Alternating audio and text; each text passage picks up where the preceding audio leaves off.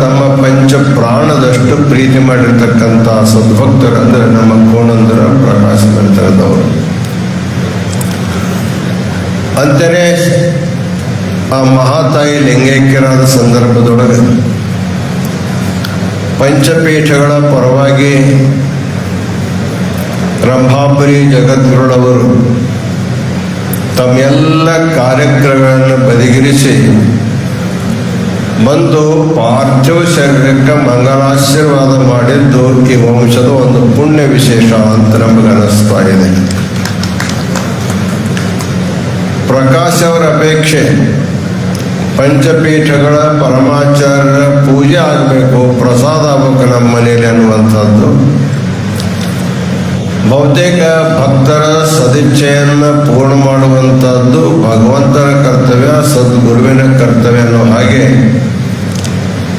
ನಿನ್ನೆಯಿಂದ ಎಲ್ಲ ಪೀಠಾಚಾರ್ಯವರ ಮನೆಯಲ್ಲಿ ಪೂಜಾ ಪ್ರಸಾದವನ್ನು ಮಾಡಿ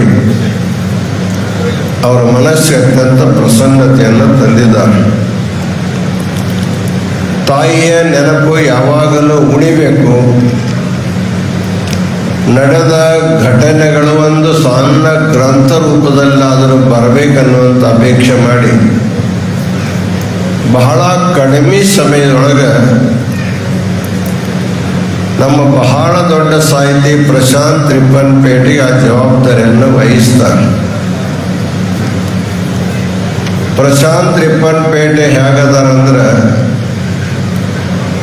ವೈಶ್ಯದ ಕಾರ್ಯವನ್ನ ಸಮರ್ಥವಾಗಿ ಪೂರ್ಣ ಮಾಡತಕ್ಕಂಥ ವ್ಯಕ್ತಿತ್ವವನ್ನು ಆತ ಗಳಿಸಿಕೊಂಡಿದ್ದಾನೆ.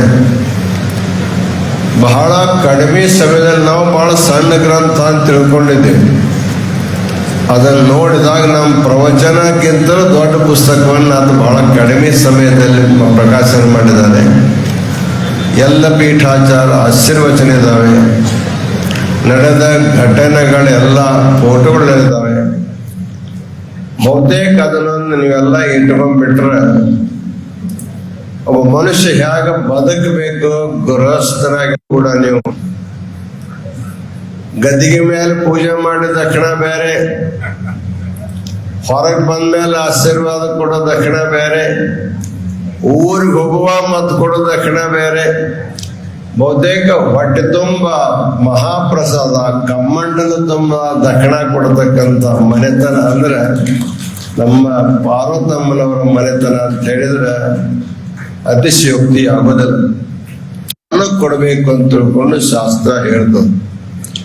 ನಾವು ಗಳಿಸಿರುವಂತ ಸಂಪತ್ತಿನಲ್ಲಿ ಮೊದಲನೇ ಅಧಿಕಾರ ಅಂದ್ರೆ ಧರ್ಮದ್ದು, ಎರಡನೇ ಅಧಿಕಾರ ರಾಜನದು, ಮೂರನೇ ಅಧಿಕಾರ ಕಳ್ಳಂದು, ನಾಲ್ಕನೇ ಅಧಿಕಾರ ಅಗ್ನಿದು ಅಂತ ಹೇಳ್ತಾನೆ.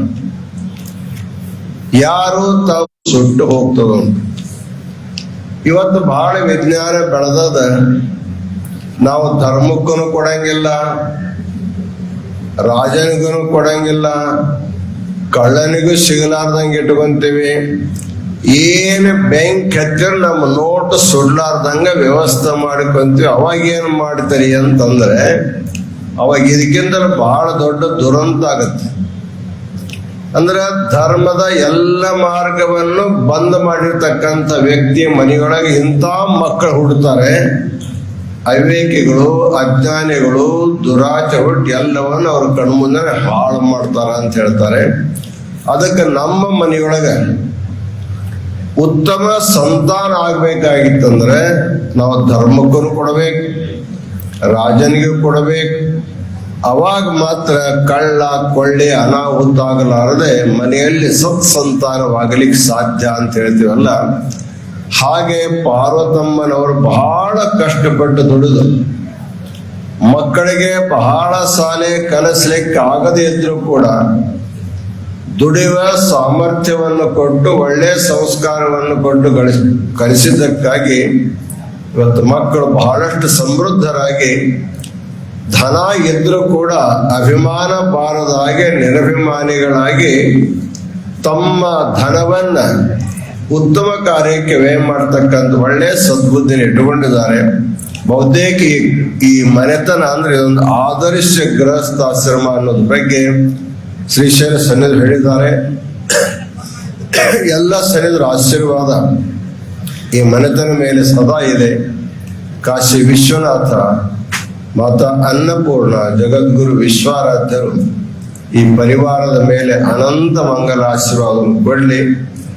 ಇವರು ಕಲ್ತಿಲ್ಲ ಅಂದ್ರೂ ಕೂಡ ಇವರು ಮಕ್ಕಳು, ಮೊಮ್ಮಕ್ಕಳು, ಮರಿಮಕ್ಕಳು ಹೆಚ್ಚಿನ ವಿದ್ಯೆಯನ್ನು ಕಲಿಯತಕ್ಕಂಥ ಶುಭ ಹಾರೈಕೆಯನ್ನು ಕೊಟ್ಟು ಈ ಅಲ್ಪ ಇರ್ತಕ್ಕಂಥ ಆಶೀರ್ವಚನಕ್ಕೆ ವಿರಾಮ ಕೊಡ್ತಾ ಇದ್ದೇವೆ. ಓಂ ಶಾಂತಿ ಶಾಂತಿ ಶಾಂತಿ.